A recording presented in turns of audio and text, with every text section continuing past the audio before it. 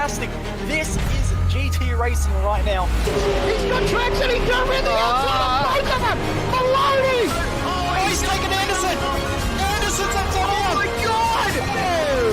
Big crash! Oh my goodness, half the field's gonna get rolled! Second very close. These guys are want to make their way through the field very quickly. Oh, here we go! Oh no! That's massive! This is it! This is over! I can't believe this! Oh my god! God, what?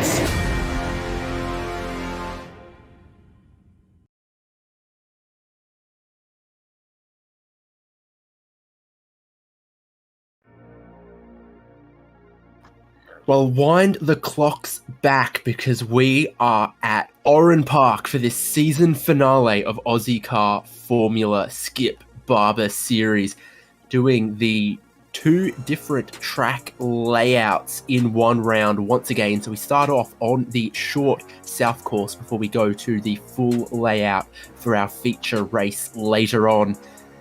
Final round means at the end of tonight, a champion will be crowned.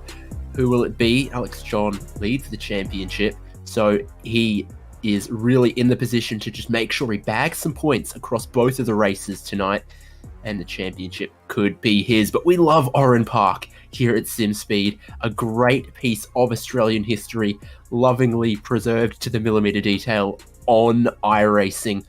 So what kind of racing will this track turn out tonight? We're going to find out. I'm David Haynes, Jay Kennedy producing, and also alongside me. Jay, it brings a little tear to your eye to see the stands full at this track. Yeah, it's a special place, Oran Park, for all of us to see it in its former glory, and to think that it's no longer with us is very sad. But to think as well that it's preserved, as you said, in millimetre detail, millimetre accuracy, and it will live on forever within iRacing is great that we've got it, and it's going to provide some interesting racing. The first race tonight around the south layout, the shortened version. This is the layout that I used to love watching, the old super trucks. Remember the trucks that used to race around here? They used to run this layout because they didn't make it under the bridge. So this should be a very, very cool layout for the first race. It's kind of interesting. This is a track that used to exist but now doesn't. Chicago is a track that doesn't exist but soon might. iRacing. But qualifying has been done for our first 15-minute race, and Alex McKellar has the pole position. That is also the inside, I think, for turn 1. James Chastanoff in second. Josh Fidge-Johnston in third from Donald Sabinell. Alex John, your championship leader, starting out of 5th. Then Scott Bartine in 6th. We've got Hedershide and Mites on row 4 with Russell Clark and Jeremy Bush. Then behind that is Sean Doyle and Tim Corn. The great field we've got continues with Dennis Hancock, Ben Snell, Braden Martin, Ira Felberg, Scott Harvey, and Leon Williams.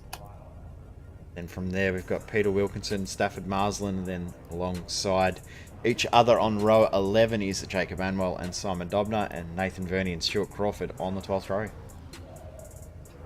And then I think it's just Vic Bent-Veltzen rounding out the remainder of our field. The rest looks like it could be race control, but look at them there, all lined up on the pit straight. Very, very short run to turn 1 on this south layout. It is a very short layout indeed. So what's passing going to look like on this narrow track with a shortened main straight? Who knows? But for 20 laps, we are not far from finding out. Yeah, 20 laps or 15 minutes, whichever comes first. But it looks like the pace that we will see in this race means that we will probably see that 15 laps come up a little bit quicker than originally anticipated. So the race is actually going to fall a little bit short of that 15 minutes, which means that not as much time as the drivers normally would have to make these passes and make these moves. Revs ring out across Oran Park as the drivers get ready for the green flag, and they get it. Your pole man, Alex McKellar, not launching away quite as well as he might have hoped, but he's across to the racing line to take a wide entry into turn 1. Behind him, a sea of 111 and locked-on cars sweep around this little short chute hairpin that then brings them back onto the section of track we're more familiar with. Jacob Anwell already in a little bit of trouble in the background, but up front, everything appears to be relatively in order. Yeah, Jacob Anwell's dropped a couple of spots there, all the way back to now 25th position. But Sean Doyle versus Jeremy Bush there was very, very feisty, but they managed to sort themselves out rather quickly. And amazingly, we've already completed a lap. 45 seconds for a lap. This race will fly by. Yeah, it has a surprisingly similar feel to USA International, where we were a couple of rounds ago. Pole was a 45.3. Some drivers got into the 44 seconds in practice as, there is a nasty little pile-up with Donald Sabanel in turn 1. And they are stacked on top of each other, and then it drops down as the other car goes onto the tow hook. So, yeah, we've seen difficult to make an overtake clean into turn 1. And for Scott Barton, he's going to try to limp that thing around in this short race. It is sparking everywhere. Your top 3 still run as they qualified. We're going to go to our first virtual racing school replay. Down the inside, and 2 into 1 didn't go. Is that what they say when you're just not sure what is quite transpired? So, ever so close. Now, the thing here too is this is really going to hurt Scott Barton. He's 3rd in the championship, only 2 points behind 2nd position, and now he's way back in 24th spot. So he is going to really, really hurt from this, and I think that's more on Barton than anyone else there. So he's limped it back to the pits. We come back live. Alex McCallum starting to stretch that lead at the front. And Alex John doing everything he needs to do to hold on to this championship lead. It's a very equitable points distribution in this championship. Once you've got a lead like he has, just making sure you finish every race means it's difficult for anyone to claw something back on you. Ben Snell, 360 and continue on the exit of that final corner. So tyres, I think, definitely still only just coming up towards their temperature. They start off absolutely stone cold in these cars, and Ben Snell, that might have been what caught him out in the final corner. Up front, though, McKellar, Chastanoff, and Josh Fitz-Johnston separated by about a second, and as we rode on board with Chastanoff, he was just 0.3 of a second behind Alex McKellar. And even closer off the final corner. Is he going to have a look towards the inside of the first turn? It's just about the only way you can make a pass here. Down the inside, he's looking for it. Chastanoff nose in front for a hairpin. I would say he has gone and taken the lead of the race away. He's also gone and set the fastest lap of the race now as they are going to begin lap 5. Yeah, nice move there too. He just positioned himself very, very nicely. Basically used that whole previous lap to set that move up. Now McCullough's going to use this lap to do the same thing. In saying that, he's made a huge mistake over the flip-flop.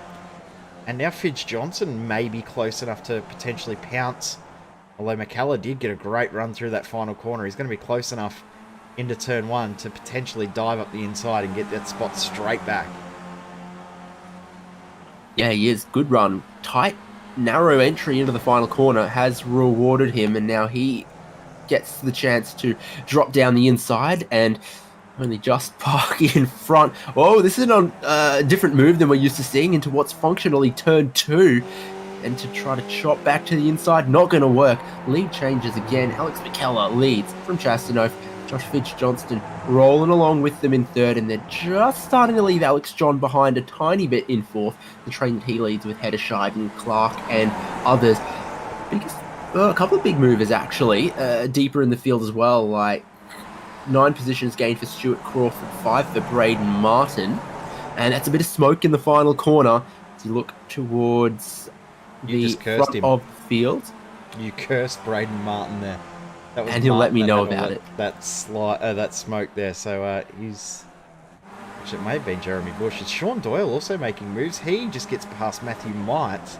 And another move that just happened was one that we're probably not too surprised by. The lead has changed again. Yeah. Chastanov to the lead, Alex McKellar back in a second. It seems like whoever's second in this pack gets a real ripper run off the final turn here and is in position to challenge into turn one. Is it going to happen again? Maybe not quite. You just never know. The laps count down real quick here on this south layout of Oran Park. 45-second laps in a Skip Barber of what a GT3 would do it in 35 seconds.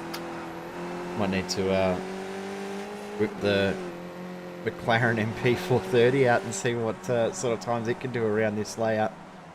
Of course, the Formula V coming to iRacing next week, and we will have an Ozicar Formula V series starting Wednesday night. It's coming up soon, and that should be a pretty cool addition to the Ozicar staple, and yeah, interesting little gap between the MX-5 and the Formula V then to the Skip Barber as you progress up your iRacing ranking in the iRacing career.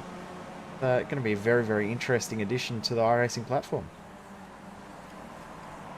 Absolutely. It is the rear is near let go for Josh Fidge-Johnston there, who's watching what Chastanov and McKellar were doing.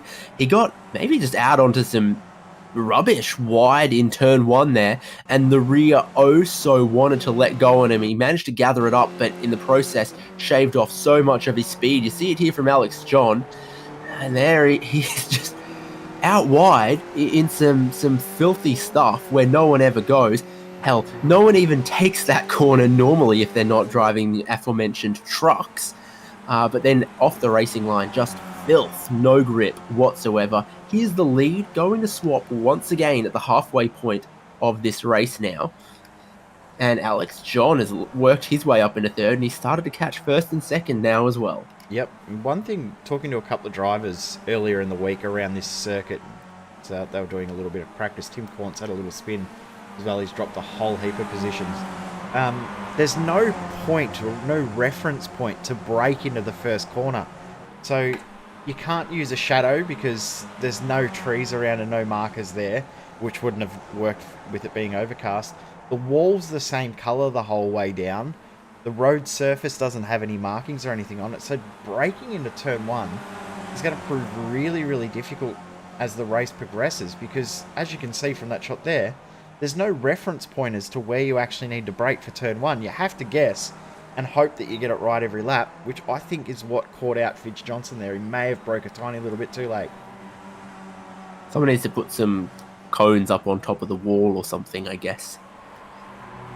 It might be nice to just have that little challenge, isn't it? Something a little bit old school where there's no reference point, no marker boards, there's no foam things out on the track for you to use as reference points. It's a very, very old school way of thinking. Is talking about shadows. They're out now because the sun is shining bright. Sure is. 18 in the air, 30 on the track. So that's starting to warm up a bit on the track. There is Chastanov getting a little wide in the middle of the corner, coming back to a late apex, but he has Alex John now right underneath his rear wing with 8 to go. McKellar with a tiny bit of breathing space, but Chastanov and John engaged in a little bit of a battle for second. Here's Doyle and Mites. They've swapped this one way and the other so far. Doyle was ahead of Mites. Now Mites back in front of Doyle for 7th. And now, Doyle and Mites 7th and 8th. And Sean Doyle's done a good job. He's up 4 spots from where he started. He's the biggest mover other than Braden Martin in the top 10, which is tough to do a lot of the time. The higher up you are in the field, the less positions you've got to gain, and the harder it is to gain those spots. So for Doyle and also Braden Martin, who's up 6, those two guys have done a great job, if I could actually use my words, in progressing through the field. And as you said before, Stuart Crawford, the biggest mover in the field overall. Fidge-Johnston, Heddershide, Russell Clark, they're very, very close together. This is the battle for 4th, 5th and 6th. Yeah, it's 3 cars for the lead, 3 cars for 4th. Yeah, Heddershide running in 4th place right now from 7th on the grid. Alex John's just set the fastest lap of the race, so he's still finding grip and speed and confidence and all that. Big lock up there for Russell Clark as well, as he struggled to get it slowed down into turn 1. But look at the aggression from Josh Fidge-Johnson trying to get this move done, but he just can't quite get the pace in the right spot. Got to try and time a run onto that front straight, but he just doesn't seem to be able to nail the exit of the final corner. Yeah, it's all about run off that final corner. Are you close enough to get down the inside head? Shide, middle of the road. Most defensive driving I think we've seen in a long time coming down to turn 1. Around the outside, bit of an Achilles heel for Fidge-Johnson, it would seem. It's McKellar goes for the lead as well. Hedderscheid holds on to 4th. You're watching turn 1, it was all action. Jeremy Bush just got through on Braden Martin as well, so another positional change there. Yeah, Martin goes back 1, Bush goes up 1. Almost look like they're connected by bungee cord here. Definitely. Closest you ever see Skip Barber's race. Yeah, and they are very, very tight. But this line from Hedderscheid, very, very surprising how aggressive he is in defence. What it's done, it's meant that those 3 leaders have been able to pull a huge gap on these guys. Remember the top 3 when it was originally there, and then Alex John was in 4th. Is what, maybe 3/4 of a second back, and it was like that for a long time. This group is now 3 seconds back from Alex John and losing ground at a rapid rate. So this fighting that's going on between Hedderscheid, Fidge-Johnson and Clark is hurting them, because also not that far behind, Doyle and Mites are actually gaining on these guys at the rate of around half a second a lap. And that's a lot when a lap is 45 seconds. Yeah. Proportionally, it's like 3 seconds a lap. Bath is still something, isn't it? There they are, right there in picture. It is 4 laps to go, so only just a couple minutes still in this sprint race on the south course before we then go on to the 30-minute race on the full course later on. This mad dash and scramble for positions has McKellar and Chastanoff and Alex John as your top 3. This 4th place battle, my goodness, is it close? Extremely tight. It's a great fight, and one thing that's impressed me is how close they've battled without making contact. Fingers crossed I don't put the commentator's curse on. They cross the line for 3 to go. But Alex John, I think he's content just sitting there and watching those 2 ahead fight it out. If they make contact, he'll go through. If they don't, he'll take the 3rd place and secure, almost guarantee, the championship win with that spot. But he's just happy sitting, watching, waiting, as Fidge-Johnson still has to go the long way around, still can't get it done. No, it's all getting feisty towards turn 1. A lot of 2-wide action in the front pack, in this pack, in some of the other packs, and poor Russell Clark doesn't know which way to go, but he's got Sean Doyle and Matthew Mites for company now. The way that they've been going 2 wide here, there, and everywhere has made this a 5-car scrap. And Sean Doyle's been doing the weight reduction, no rear wing on his Skippy. Is it going to take 2 to go? Is he going to be able to pounce on the squabbling cars in front? It looks like Indy 500 all just following the leader in the slipstream down the straight. This for the lead of the race, though. McKellar side by side with Chastanoff. Chasty trying to come around the outside, trying to keep his nose in here, has forced McKellar to go in quite hot around the outside. And he's held on to that spot there, but Chasty's getting aggressive now with just minutes left in this race on the south course of Oran Park. What a battle this has been for the lead, and how tight, close and clean it's been. 1 to go, and Alex John, this is the closest we've seen him get to anyone. He's been content sitting back watching, but he's not watching anymore. He's ready to pounce and potentially steal a win. He's hoping that the 2 ahead make contact, although may not be hoping too much, because that is his teammate. These 2 ahead are actually fighting for that 2nd in the championship too. So this championship point swing, depending on which way it goes, is big, because Chastanoff needs to get ahead of McKellar to swing those 2 points in his favour. Last lap, only a couple corners left, and I think you're almost out of overtaking opportunities unless you get absolutely crazy. James Chastain isn't going to be able to get down the inside of the final corner, so McKellar ought to be able to hold on to the race lead. They're all just going to zip across the checkered flag and the finish line in formation almost. Russell Clark's got through on Fidge Johnson and steals the spot. Yeah, just sneaking through there. Hedeshide to hold on to fourth. Russell Clark to sneak one away from Fridge Johnson. And then Sean Doyle, Matthew Mites, Braden Martin, Jeremy Bush coming through here. Peter Wilkinson with a huge slide coming through over the flip-flop. He was almost close enough to get Simon Dobner, but won't get that spot. But what a race at the front. And Alex McKellar, gap at the line there, only 0.06 of a second. P1, P3 for the top split boys. Yeah, real close. Well, in all of the little battles we've seen there, passing was difficult, so the pack racing was intense. McKellar grabbed that win from Chastano, from Alex John, then Hedeshide, and Russell Clark just sneaking into the top 5, grabbing one away from Fidge Johnston, and then Sean Doyle and Matthew Mites were on that train. Braden Martin 9th ahead of Jeremy Bush. We've got Dennis Hancock in 11th position, sort of in no man's land. He was about 2.5 seconds back from that battle between Bush and Martin. Then Snell got back through, gaining a couple spots from where he started in 14th, finished in 12th. But Stuart Crawford, the biggest mover in the field, finishes ahead of Scott Harvey, Ira Felberg, Stafford Marslin, Tim Corn, Simon Dobner, Peter Wilkinson, as we saw do that big slide through the flip-flop, and Vic Ben Veltzen finishing in 20th. Not many drivers left in the field that actually finished the race. Leon Williams, Jacob Anwell, and Darren Lassou finished, while Nathan Verney, Scott Barton, and Donald Sabanel did not finish that race, unfortunately for them. No, we saw their incidents, some wheel contact earlier in the race. I think by about lap 5 or so, really clean, despite how difficult we saw passing was. So that was definitely an interesting experiment, a layout that doesn't get a lot of love for serious racing. Maybe you could throw a rallycross car around here or something.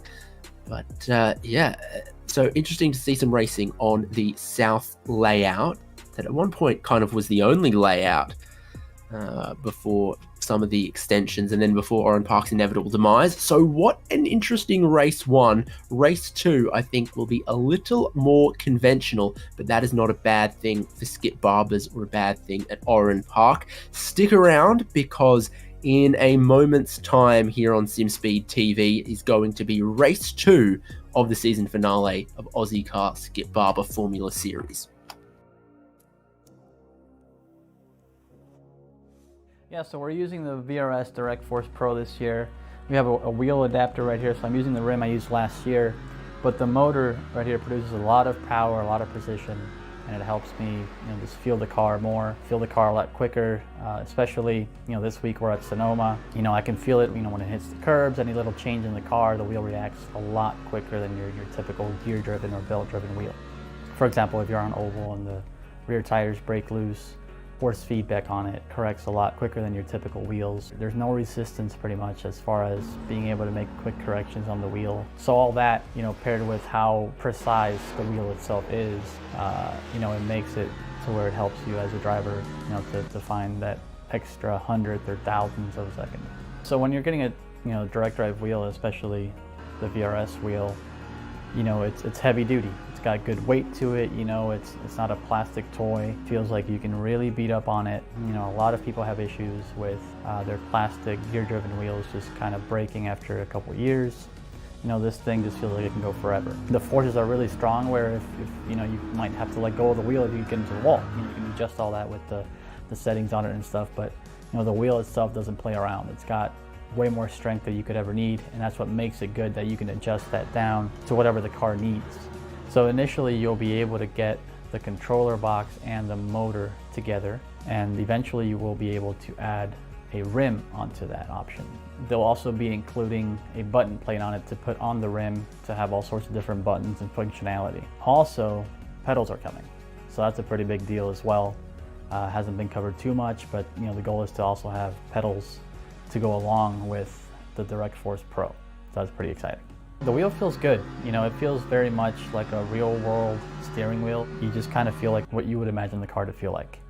A real steering wheel in a car is very smooth, it's very direct, very quick, and that's what this wheel feels like.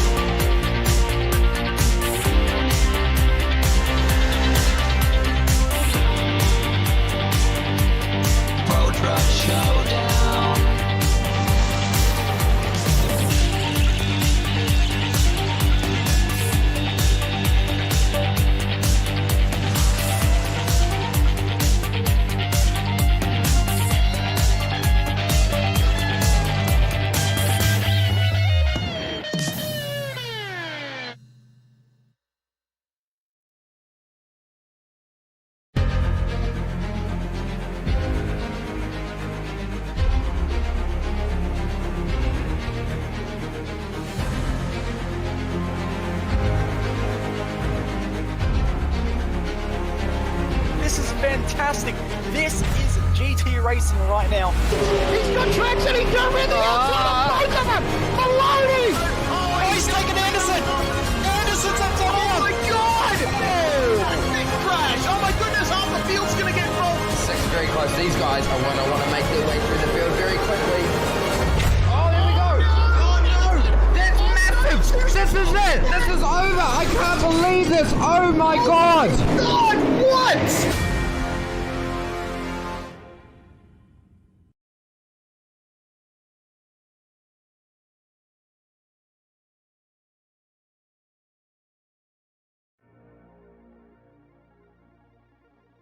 And we're back. Hope you missed us. We are gearing up now for the final race of the season in Ozicar Skip Barber Series.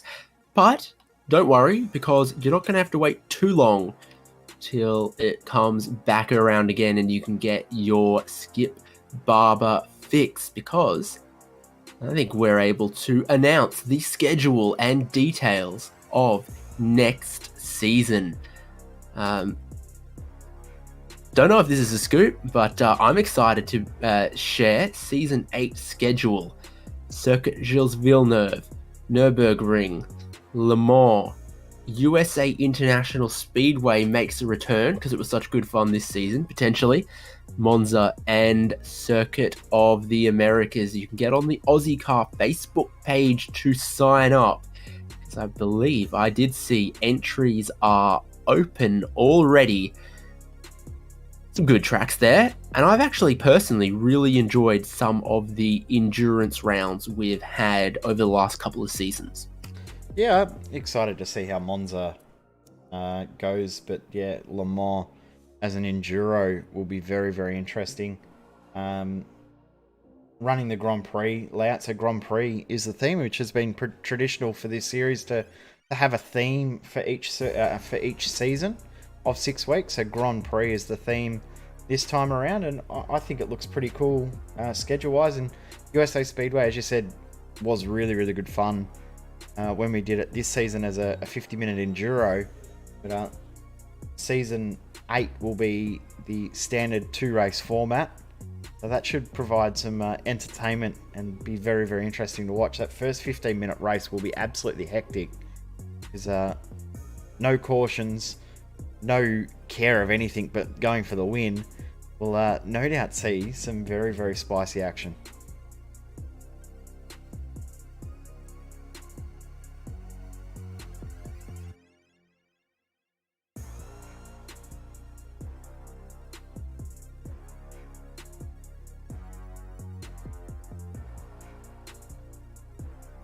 May have lost David. Have I still got you, David? No, I've lost him, but anyway. We're just getting ready for qualifying in race 2. It's just about to get underway, this qualifying session. The change for this season is, of course, it's now only a 5-minute session. So they'll get 1, maybe 2 runs at this track for this race. So not much time to get out there. As I think David's back now. Fingers crossed. I think I exist. I think you're back. Welcome back. Thank you. They get out there and try and get the heat into the tyres very, very quickly. One thing that I have enjoyed about this season is that shorter qualifying, because it has really mixed up the field for race 2.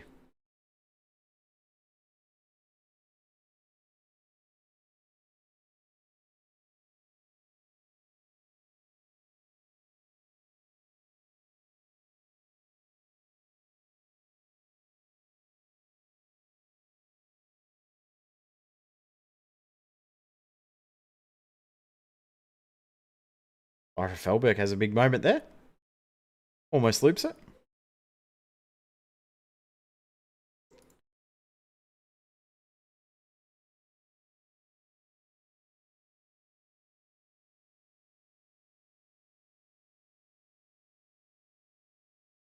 So Josh Fitz-Johnson will be one of the first drivers to start a flying lap here.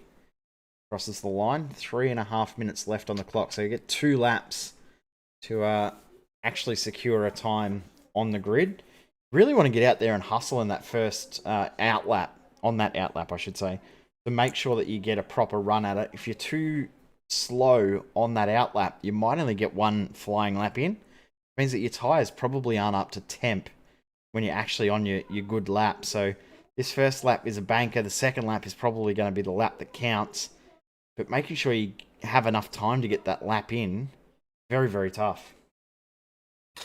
The fleet is a pretty short layout here, even on the full Grand Prix circuit. But we will see who gets 1 lap, who gets 2 laps. Jay, what did you decide vis-a-vis the championship situation? You had a poke around at the points. Yeah, I had a little look at the points while we were on that couple of minute break there while we transferred the witches' hats around. Alex John leading the championship now by 27 points over Alex McKellar. James Chastanoff is 8 points further back from McKellar, but Scott Barton has been the biggest loser out of that little phase of race 1. He's now tied with Daniel Hederscheid for 4th, but most importantly is he's 18 points back from James Chastanoff, who's on screen there, is currently sitting in P2. So he's got a lot of work to do, and he's got a lot of hope that he's going to have in this race to hope to steal a podium spot come the end. He's really got to have luck on his side to potentially get a podium in the championship, which a few weeks ago looked all but done because he was so clear of everyone else sitting in P2 there for a long time. So Scott Barton's had a horrible run in the second half of the championship. Of course, at Indy, he was dominant.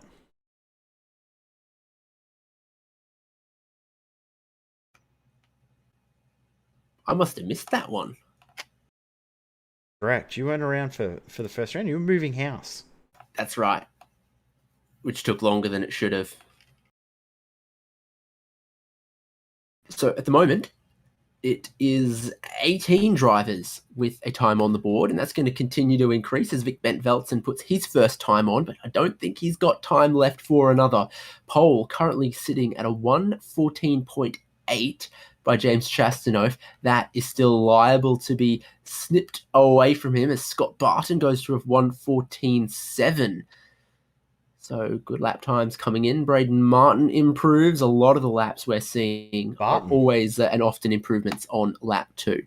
Yeah, Scott Barton, a P1. Great lap from him. Donald Sabanel in P2. So 2 drivers looking for redemption after that contact at turn 1 on the last race. Going to start side by side. They'll be hoping that doesn't happen again. Ben Snell continuing his not Ben Snell-esque qualifying. He's at best going to be 7th position, so he's going to have to work hard in this one. But it looks like that may be it for qualifying. No one else is going to cross the line. No, Vic Van Velzen's just going to run out of time, isn't he? Because the clock strikes midnight now and the coach turns back into a pumpkin and we lock the grid in. Scott Barton on pole, ahead of Donald Sabanel from James Chastanoff, Russell Clark, Alex McKellar, and Josh Fidge Johnston. Behind that goes Ben Snell, Jeremy Bush, Sean Doyle, Alex John, starting out of 10th. Then Braden Martin and Matthew Mites.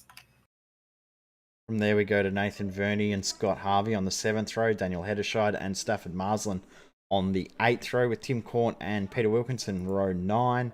Row 10 is Dennis Hancock and Stuart Crawford, with Vic Bent Veltzen, Ira Felberg, Leon Williams, the last drivers to actually post a lap time. Then Jacob Anwell, the first of the drivers, no lap time counted.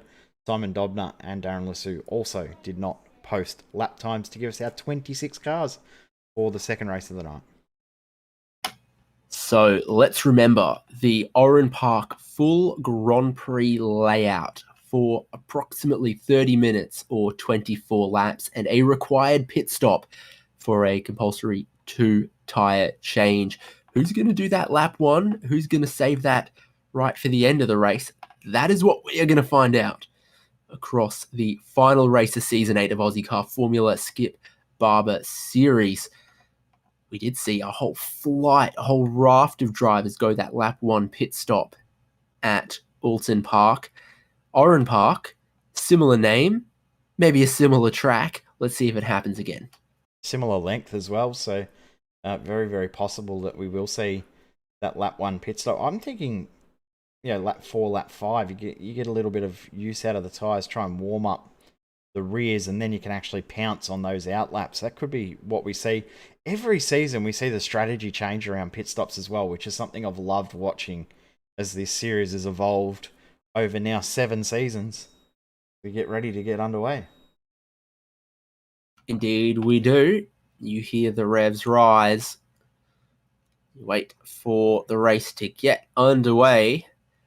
And honestly, it's normally a pretty even start for everyone. It's just a matter of reaction times and dropping the clutch.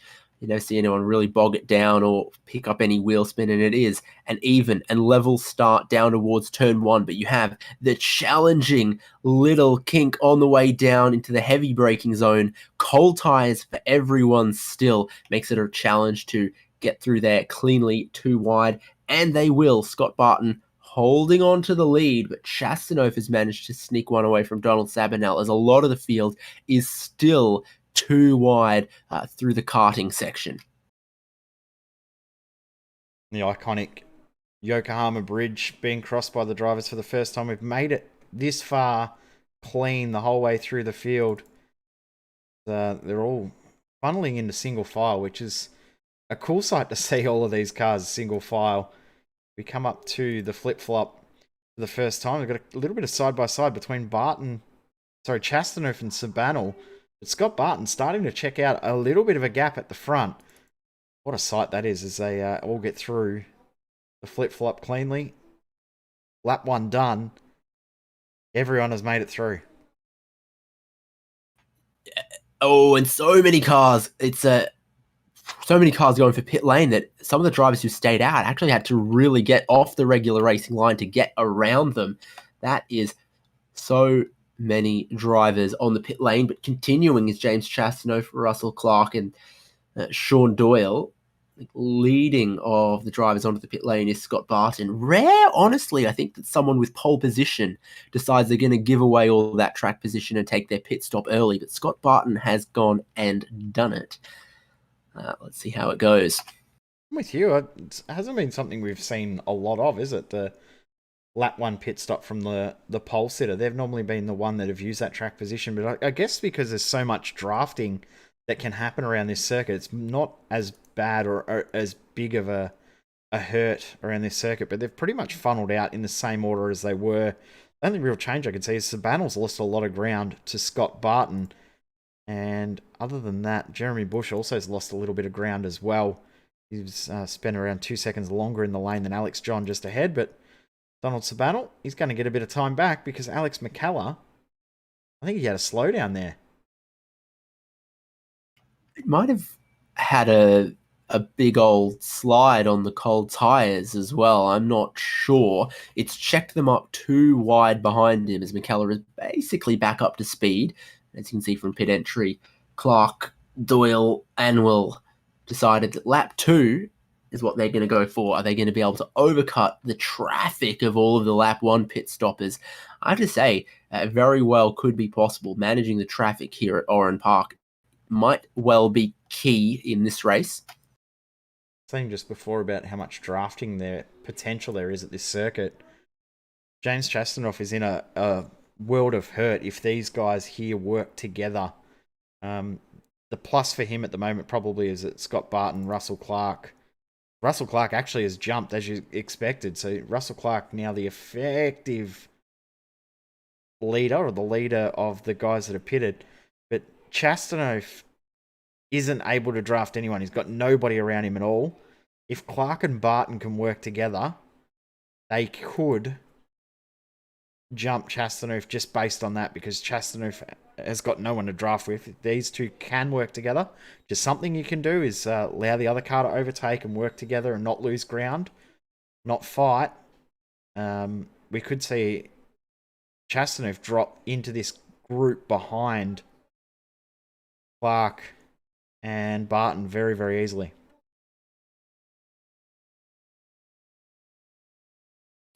So Nathan Verney is pitting now as well, but for everyone else who's stayed out thus far, got to imagine they're aiming to go very, very deep into the race. And that's the tyre change done for Nathan Verney. Got to reward his pit crew. By my numbers, that's the first one I've seen underneath 10 seconds today. I'm seeing the exact same thing. So Verney's going to gain a little bit of ground just based on that, and also very, very quick lane transit time. And have a look where he's rejoined. He's rejoined ahead of Alex John. So what's that, net 6th or 7th position? So very, very good pit stop for Nathan Verney. Started in 9th and he's net 8th. So he's done a good job there. Yeah, he's still struggling initially on that tyre warm-up, but very shortly he'll be in the same boat as everyone else around him. Well, not in the boat, out of the boat. Vic Bent-Veltzen in the funny stuff. Not so funny for him. Chastanoff hasn't pitted, so he's carrying on, pushing on all by himself out here. He's on a 114.8, and the nearest anyone's matched that, Russell Clark in the pack of those who have pitted, has done a 47.8. That's mighty quick, given the tyre change for Clark. Donald Sabanel just had a moment coming out of the final corner and lost a little bit of ground. Dropped a couple of spots. Vic Bent-Veltzen has brought his car into the pits after that little whoopsie as well. And Scott Barton back through on Russell Clark. And I think that was done as I expected with these two working together. Not a bad ploy. They negate the loss of time on those colder tyres to Chastanoff his 1 lap extra heat. Would be a big difference, that 1 lap extra. Track is even hotter now, even in these overcast conditions, than it was in race 1. It is 37, so it's pretty toasty. Looking at the times for Chastanoff, he's just gone and set the fastest lap of the race with a 14.5, then a personal best for Hedderscheid. Not personal best for Braden Mott, but then personal best for Crawford, Marsland. Everyone's really now just settling into their rhythm, especially when you're talking about those yet to make a pit stop.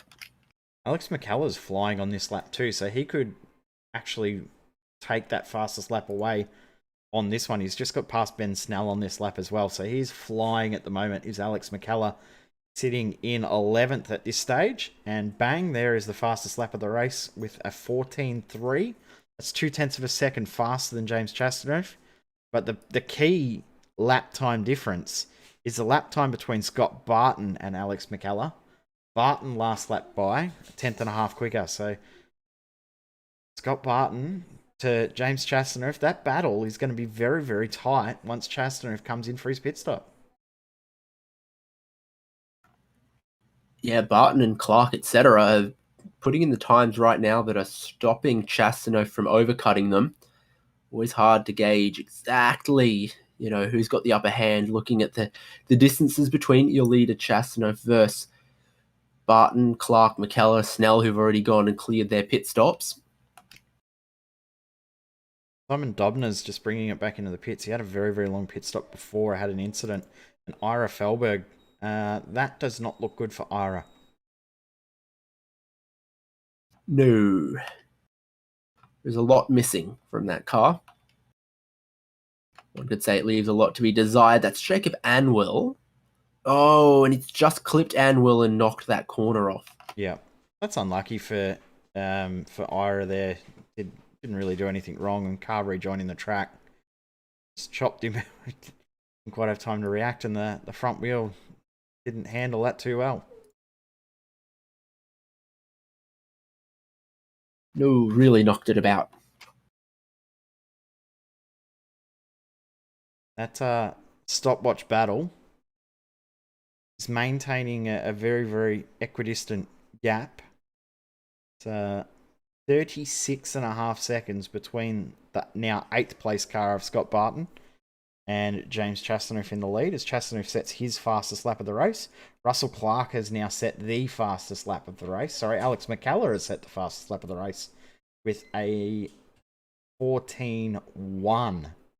That's some very, very quick lap times. Chastaneuf doing a 14.4. He's literally just holding on for the moment. But if that pace continues from the likes of McKellar and others in that next group, Chastaneuf's going to really, really fall out bad from this strategy call. Yeah, because those who pit early, initially, they might need to worry about traffic. But now, they're all good. It's Chastaneuf who's starting to catch some of the tail enders who've made their pit stop. So it's gone from the early pit stoppers being in traffic to those who stayed out are now going to be more likely to be catching traffic out there. I mean, who's Chastaneuf got next? He's got Darren Lesieux and Vic Bent-Veltzen and Jacob Anwell, some others that he's going to catch. Meanwhile, ahead of Barton, there's 20 seconds of perfectly clear air for him to push on. Look at the difference in lap times though last time by. Barton, a 14.38 and a 14.39. The Chastaneuf can't get much closer than that between those two as we watch the fight on the timing sheets. If they were battling out on track, that would be nose to tail. Yeah, precisely. Barton and Clark there in formation, just being slowly caught by McKellar and Snell behind. Barton goes personal best, Snell goes personal best for the fastest lap of the race. Alex John, Joshua Fitz-Johnson, Donald Sabanel, Sean Doyle, everyone doing some personal bests now. Here's Sabanel going to look down the inside. A lot of smoke, and he opts across that curb, slides into position. Try to take it away. It's not going to work. He ends up wide of turn 2, but then he will just hold on to that. Sean Doyle putting his nose in a precarious position, and the door closes on it. He was lucky to not lose the nose there from Fitz-Johnson because he was so close to making contact. But a good bit of driving from both guys to hold on to that position. Been some really good fights the whole way through the field. Up and down the field, there's some great battles. This is a teammate battle here between Scott Harvey and Dennis Hancock. They are going at it right now. Clark, Barton, they continue on the same battle as before. And speaking of fastest laps, we're now into the 13s. Ben Snell, a 13.9. That last lap sets the fastest lap of the race from P11. He's been very happily riding the coattails of Alex McKellar for a bit. That's another fastest lap. Finally has got himself ahead of Fitz-Johnson as Ben Snell goes and sets the fastest lap of the race. Actually, interestingly, McKellar just exactly matched what was the previous fastest lap at a 1:13.990. Yep. McKellar's pace, if we maintain that, will we see McKellar do a 13.78 on this lap? Chastaneuf probably needs to now start thinking about that pit stop because he's losing ground to those guys behind. And I think no draft around him, no traffic around him is hurting him in this long-term battle of patience, I guess. He's out there in no man's land. He's got 5 seconds to the next car behind, that being Daniel Hederscheid, who interestingly is now in the championship battle for 4th position with Scott Barton. But Chastaneuf is one with his championship fight with McKellar. If they finished in the order they are now, which they unlikely will, Chastaneuf would jump ahead of Alex McKellar by 1 point. Interesting. McKellar's gone even better than matching the previous fastest lap of the race. He's gone fastest. Oh, 4-car battle now with these guys here. There was a mistake out of the final corner there for Scott Barton. That checked up Russell Clark, which meant now they're all together fighting. This could potentially hurt them in the eyes forward battle with James Chastaneuf. Russell Clark's decided, no, I'm not having any of this and checking out. But Clark to Chastaneuf, even with all of these guys doing fastest laps, that gap is still at 36.5 seconds as it was 5, 6, 7 laps ago. So this battle is not done with yet for James Chastaneuf. This fighting has helped Chastaneuf out. Yeah, they sort of inch closer, but march backwards when they fight like this. All of what they can work laps and laps to gain can be annihilated in half a lap of battling the way that they have. So starting to play finally back to the advantage of Chastaneuf potentially. Wilkinson, aka Wilco, up behind Stafford Marsland. 6th and 7th, these drivers yet to pit. The last runners of the drivers that haven't pitted yet, when they do pit, they'll likely slot in around about where Dennis Hancock is, so inside the top 20, but they'll end up with some extra cars to battle with. There's Hancock and Harvey, who are right here. They're still going at it, these guys, so their battle's continuing. James Chastaneuf about to cross the line for half race distance, half done, 12 to go. And right on the clock too, 15 minutes gone. It's almost like they do their sums in Aussie. Almost like they've worked out the average lap time and worked out how many laps they're going to do in 30 minutes, isn't it? Amazing how that works. Clever.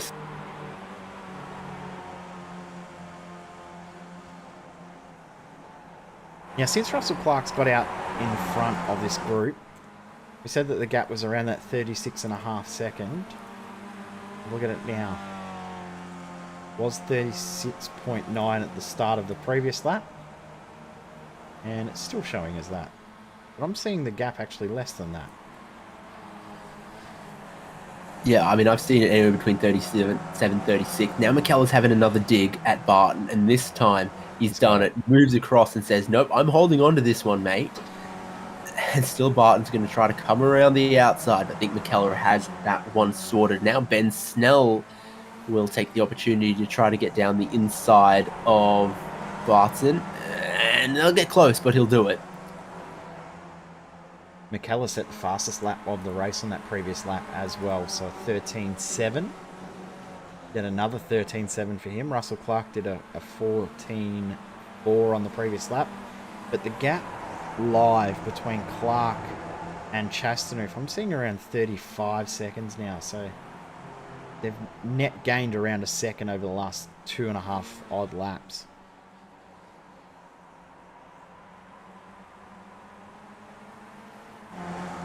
He's going to commit to this one now, though, isn't he, Chastity? Just, Oh, he has to.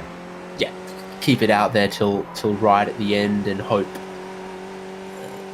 that at some point traffic or battling or something just might rob Clark and McKellar of, 2 or 3 seconds that could be oh so critical for him to rejoin in front of him. Almost. The race leader.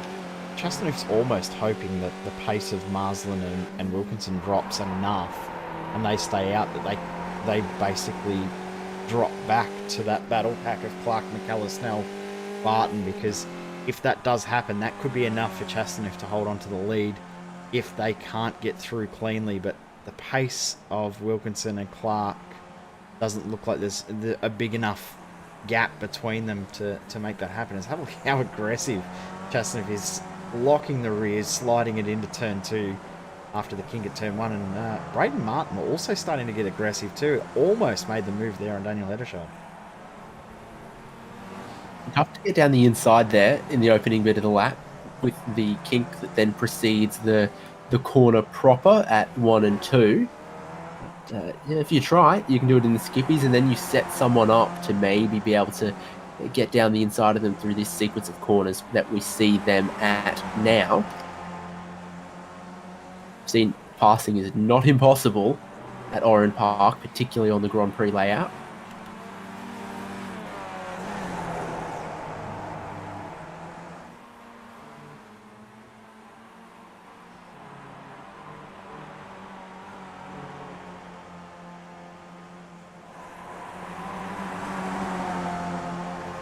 Our great little battle pack of all of the cars that have already made their stop.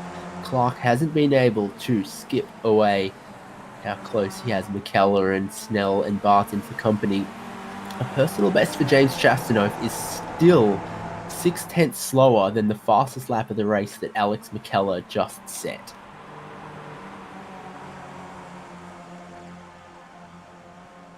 McKellar flying as well in this lap.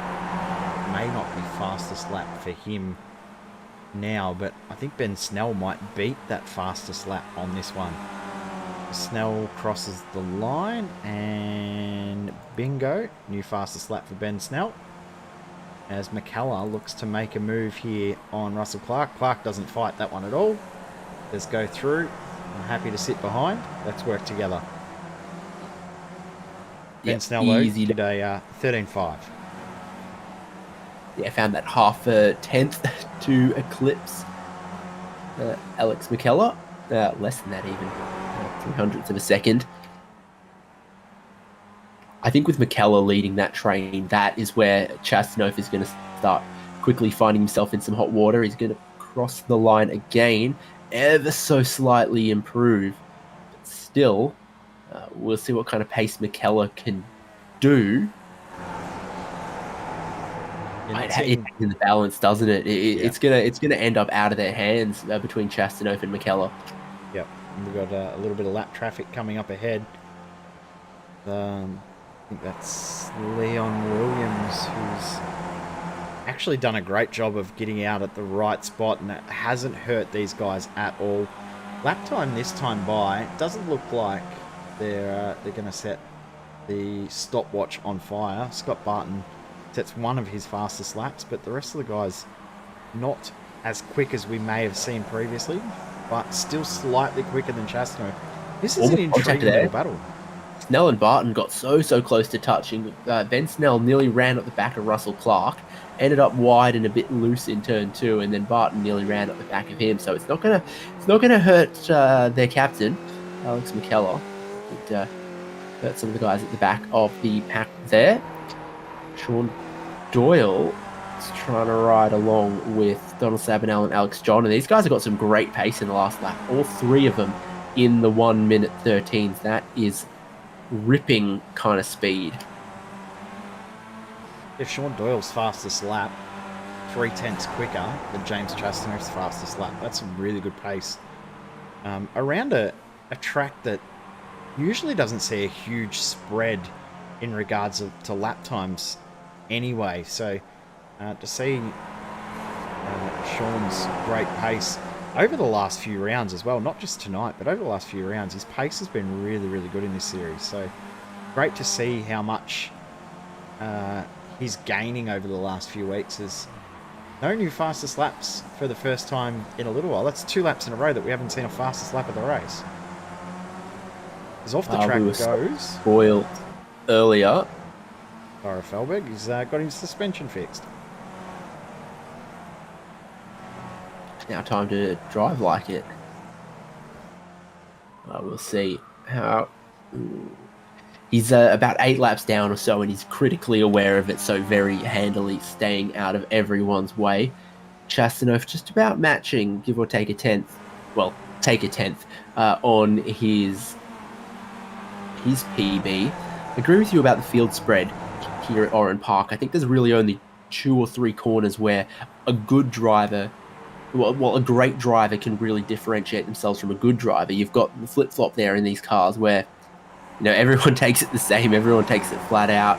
And then there's a few others like across the bridge where a great driver can't, you know, pull tenths of a second out of thin air. It's all on the brakes through 1 and 2 and maybe the way you approach the final corner, but then the rest of the turns, it's tough to really separate yourself.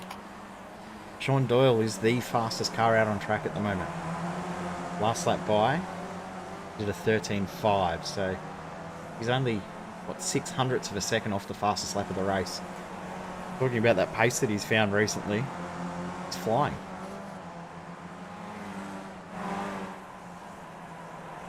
Yep. 3rd fastest lap of the race so far in the 1:13.5s with Ben Snell and Scott Barton, and now Sean Doyle. Chastanov just enjoying the that kink at turn. That was pretty spectacular to watch.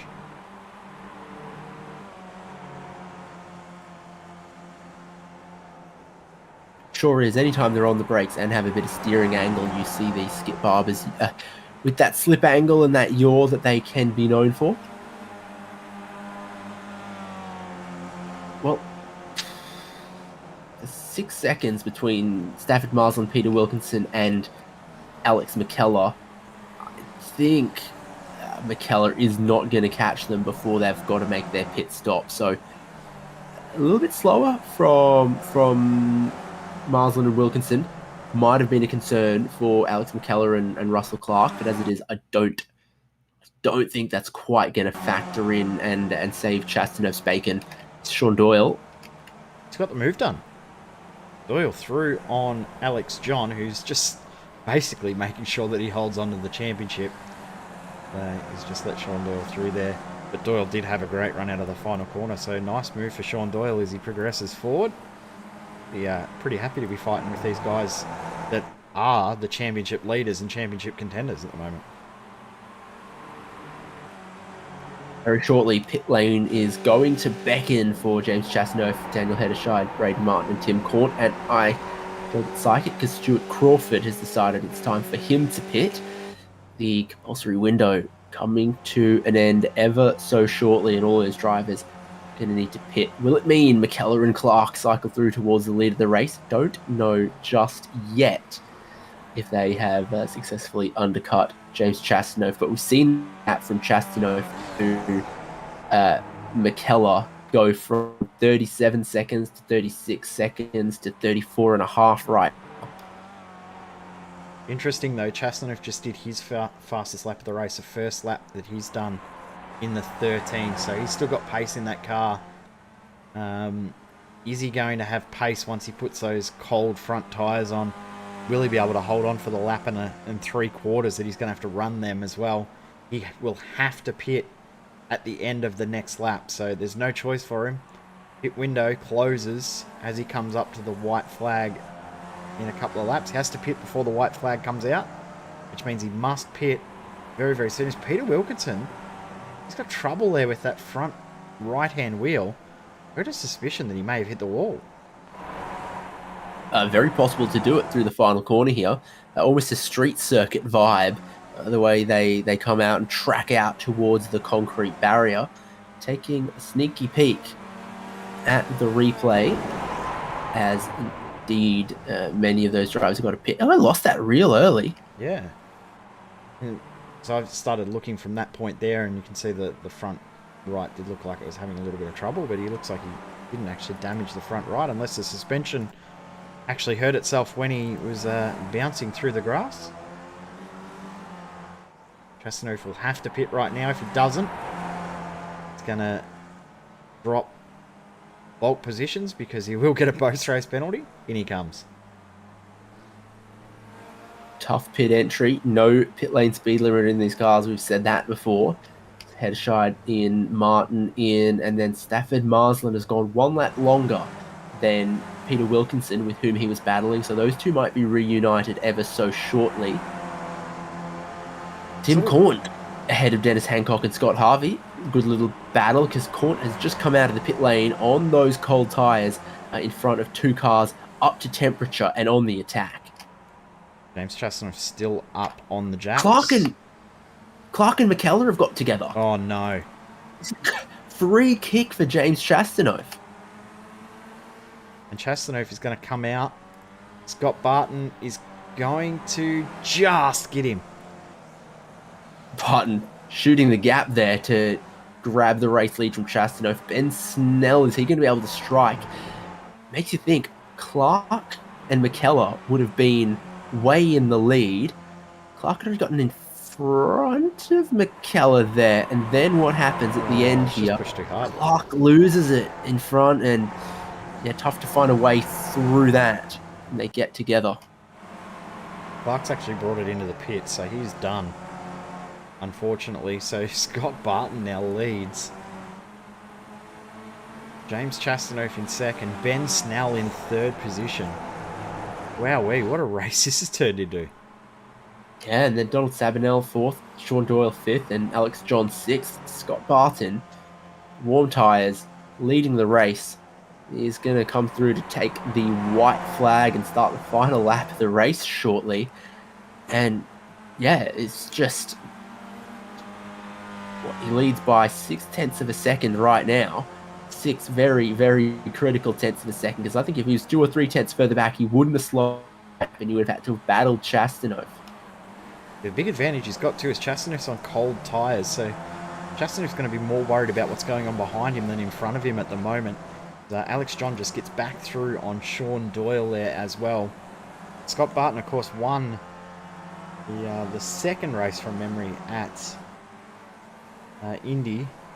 He finished the championship off with a win in the main event of both the first and last rounds. At the moment, it looks like he's going to, because he's pulled out to over a second now. Ben Snell can't get past the cold tyres of James Chastanoff. Is there going to be an almighty send into the final corner? Not a conventional overtaking opportunity, but surely Ben Snell would give it a try. Barton just needs to focus on bringing this one home. Snell, no speed really. He's going to look, he's going to dive for it. Is that ever going to work? Not sure, but Barton already trying to celebrate his victory. And between Chastanoff and Snell, wow. Yeah, Chastanoff got it. Oh.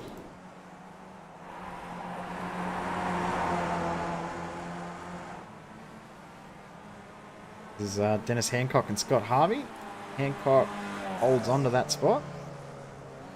But wow, what a race. What an event. And what a track this is. We love this track. And it's racing like what we've seen tonight that shows why this track is such a special place.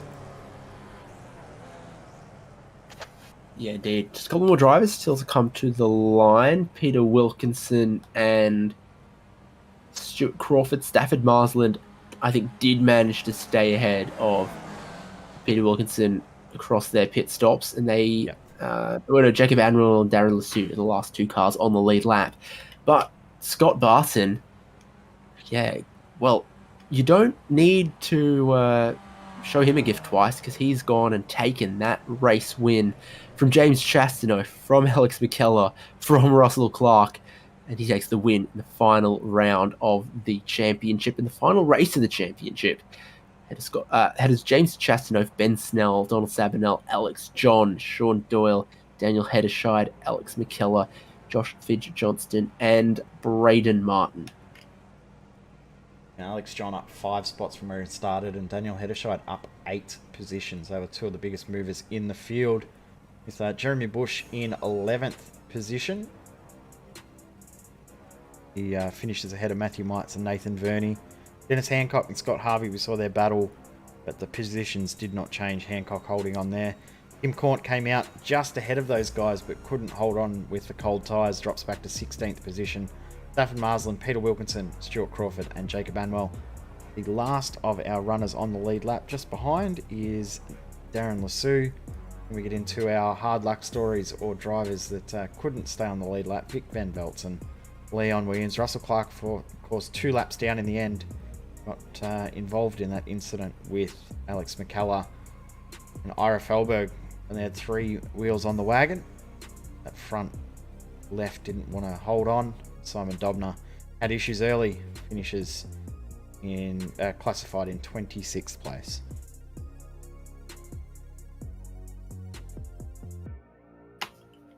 Well, through all of that, just grabbing a 5th place to make sure he had the points. I think that's the championship for Alex John, isn't it? Yeah, he's sealed the championship. We'll try and work out the rest of the points as they update in the next couple of minutes, and I'll update you on them in the next little bit as well. It's great consistency across the championship. Some dominant wins. A sweep or 2 on the way gives Alex John the Ozicar Skip Barber Formula Series championship. Congratulations go to him. And after both of our races now, gonna take a swing through the paddock and have a chat with a couple drivers now. As I've got to look who we have on the standby.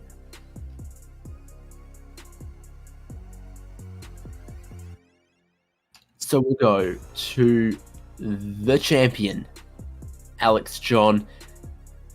Nothing too fancy at Oran Park, but the great lead you had meant finishing in the top 5, in the top 10 was going to do it. And consistency all season long is always how an Aussie car championship is won.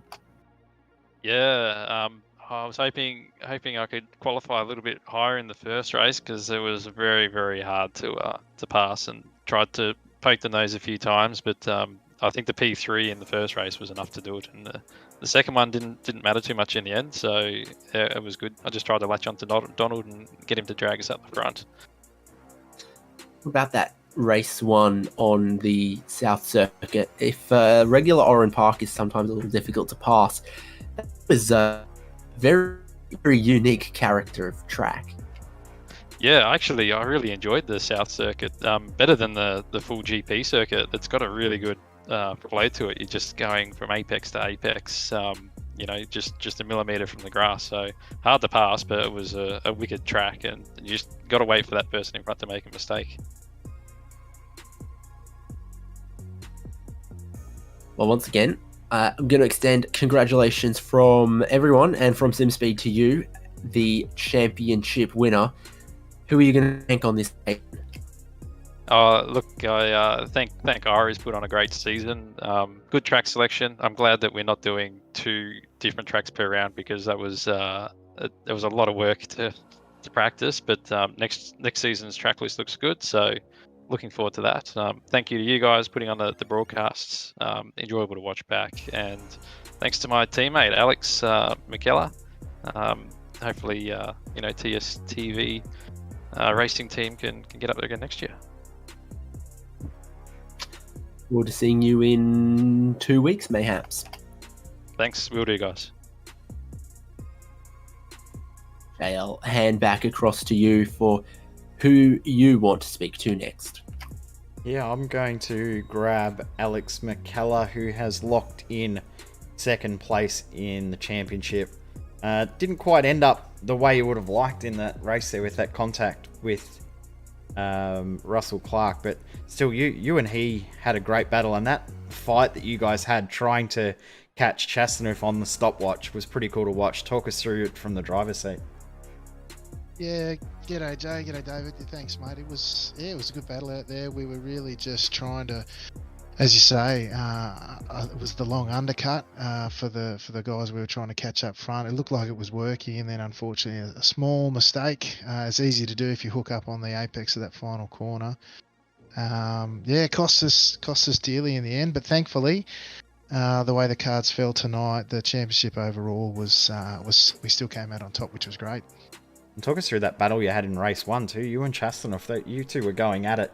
And we honestly didn't know which way it was going to fall. We almost thinking that it was going to be better to be second at the start of the last lap and try and get the move done into turn 1, or what was the thinking around where you thought the right spot to be was? Yeah, look, you're right. It was tough battle. James is typically raced really, really hard. He often contests a lot of the corners at each circuit. This one's a lot tougher, of course.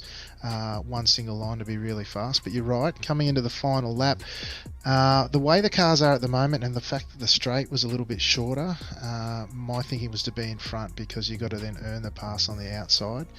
You can brake a bit deeper, of course, but it's then hard to get the drive out of the second apex. So plan for me was to try and be in front if I could, but it was a great fun battle too with James. He raced really well. And second in the championship is sealed as well. You must be pretty happy to get that decent championship result, but not quite the one you wanted. You would have preferred to be one higher, but P2 with Alex's very, very dominant championship, fighting his way through the field. You must be pretty happy to take the best of the rest. Yeah, absolutely. I really wanted the top step, but I have to hand it to Alex this season. Consistency's been great. You know, he was worried about not having wins. Then he chalked up that milestone last week with a duo. But overall, it's consistency that wins this season, or this series, and he's done a fantastic job. The fact that we're in the same team and we can sort of bounce stuff off each other is even better. So it's great to have the teams championship locked up as well, and looking forward to next season already and maybe trying to eke out a win. Although I think the way this championship's going, the popularity increasing, it could be an even tougher ask. 100%. It's getting more and more popular each season, and it's been great to watch this season. So that answers my next question too. Will we see you back for next season to try and go one step further? But we'll let you go. Who would you like to thank though before you leave?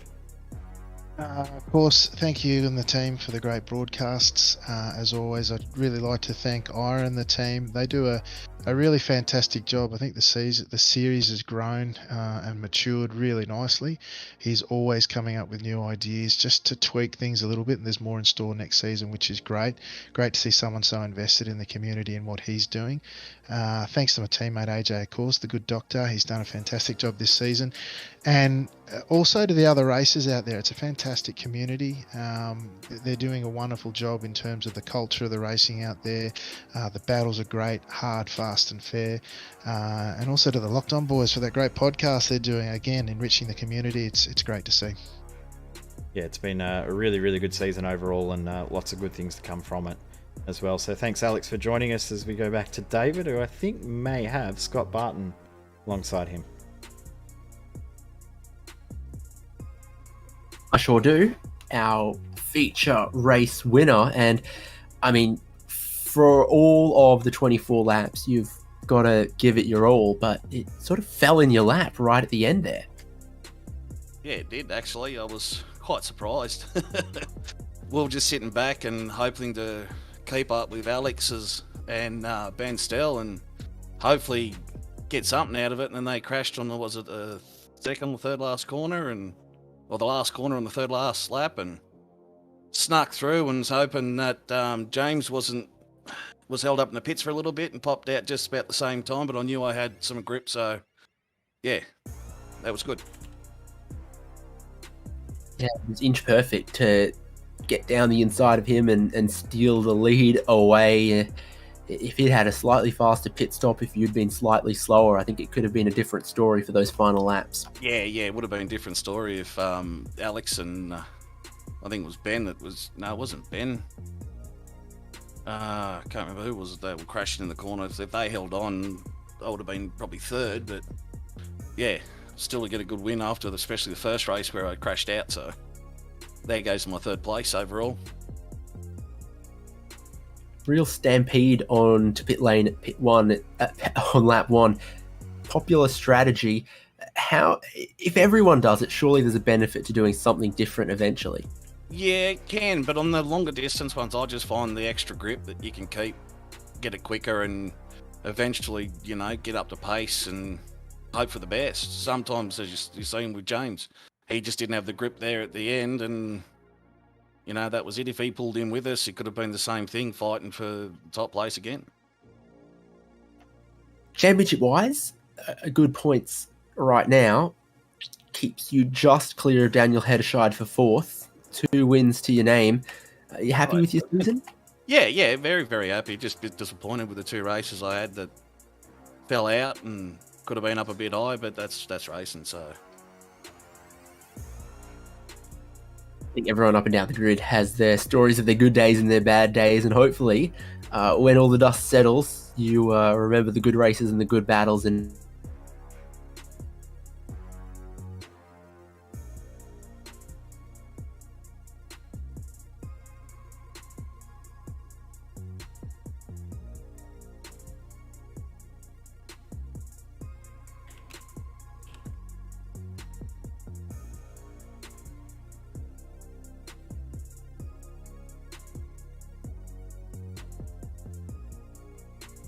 Looks like our Discord's decided to have a little heart attack, so I'm just going to try and see if we can get back in. It looks like we can't, so that's ended the show. So we'll wrap it up there. We were going to try and grab Ira Felberg for a quick chat, but we'll have to cut it short there. Big thank you, of course, to the series sponsors here for Ozicar as well, with mental blank here. We've got Simfinity. We've also got 24/7 race control and prestige, badge, trophy, and engraving. As we said, we will be back for season 8 in just 2 weeks' time, and of course, Formula V. Oh, hang on, we're back. Everyone's back. as well. Discord's back. We had a Discord just die for a second there, so it's come back. I was just about to wrap everything up, but we'll let David finish that last question. I don't know where we're at, lads, but I said hopefully when the dust settles on everything, Scott Barton, you remember today as one of the good races. And who would you like to thank? Sorry, having more technical difficulties. Ira, obviously, you know, putting it all together, being our team captain, and on and you guys for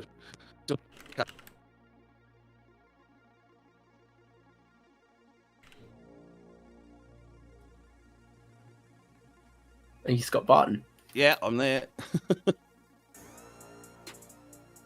Don't know what's you, don't know what's Discord, so it probably is about time to wrap the show, Jay. Yeah, we're very, very quickly to try and see if we can grab Ira for a couple of seconds. Ira, congratulations on another great season of Ozicar. It's been absolutely fantastic, and we're looking forward to the next season, and hopefully we can talk to you before Discord decides to fully not be too happy with us. Yeah, no, I'll just be real quick then and say, yeah, thanks for those kind words, and I just want to thank you, David and Jason as well. I think you might have found one there. But yeah, thanks guys for making us look good every week, and yeah, it's been a great season, and looking forward. It's looking like it's going to be crackerjack next season. Like I got a lot of interest, so yeah. But yeah, just really want to say real quickly, yeah, thanks to you guys, and thanks to all the sponsors, Simfinity, Prestige, and 247 Race Control. Thank you. Well, David, that ends the season, and as we said, we'll be back in 2 weeks for starting it all over again. Wednesdays and Thursdays, we're back again for Ozicar action with Formula V on Wednesday, and then Season 8 of the Skip Barber Series on Thursdays.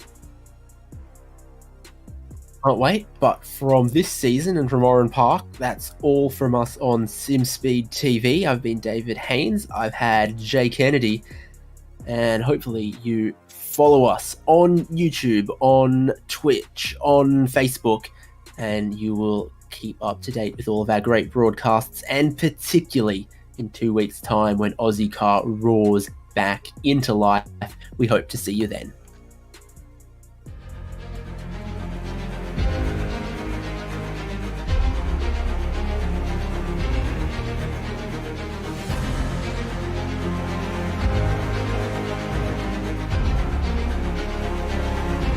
Fantastic. This is GT Racing right now. He's got traction, he's got everything outside of both of them! Maloney! Oh, he's taken Anderson! Anderson's up to Oh my god! these guys are going to want to make their way through the field very quickly. Oh, there we go. Oh, no. That's massive. This is it. This is over. I can't believe this. Oh, my God. God, what?